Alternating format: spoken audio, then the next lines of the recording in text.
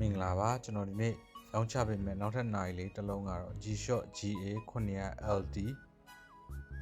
Blue Red Color လေးဖြစ်ပါတယ် Color ဇာတ်လေးတော်တော်လှပါတယ် Wash only ကို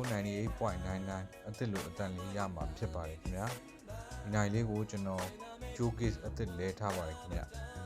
ဒီနိုင်လေးကိုကျွန်တော်ရောင်းချပေးမယ်ဈေးနှုန်းလေးကပို့ကပါပြီး 2,48000 ကျပ်ဖြစ်ပါတယ်ခင်ဗျာကျွန်တော်ရှိမှာ COD မရသေးပါဘူးခင်ဗျာငွေကြိုလွှဲဝယ်ယူနိုင်ပါတယ်ခင်ဗျာငွေလွှဲရောက်ရှိပါက Right Expect Delivery ကားဂိတ်ရောက်သည့်မြည်စည်းမျိုးနဲ့ကိုမစိုးကျွန်တော်ပို့ဆောင်ပေးပါတယ်ဗျနိုင်ရဲ့ပတ်လည် condition လေးဖြစ်ပါတယ်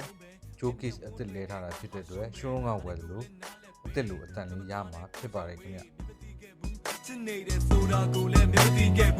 ဒီနိုင်လေးကိုစိတ်ဝင်စားလို့ကြိုက်နေတဲ့ဆိုရင်ကျွန်တော်ရဲ့ TikTok Messenger Facebook Messenger Page Messenger နဲ့39 2530.35 Viber မှာအသေးစိတ်ဆက်သွယ်မေးမြန်းစုံစမ်းဝယ်ယူနိုင်ပါတယ်ခင်ဗျာ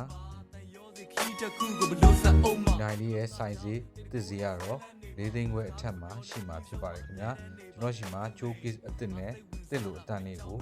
2သိန်းခွဲမပြည့်တဲ့စီနဲ့တန်တန်လေးရောင်းချပေးထားပါတယ်ခင်ဗျာဒီကာလာလေးကတော့ရဖို့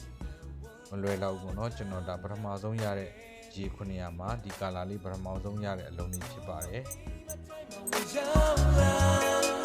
ဆုံးထိကြည့်ပြီးလို့ကျေးဇူးပါဗျာ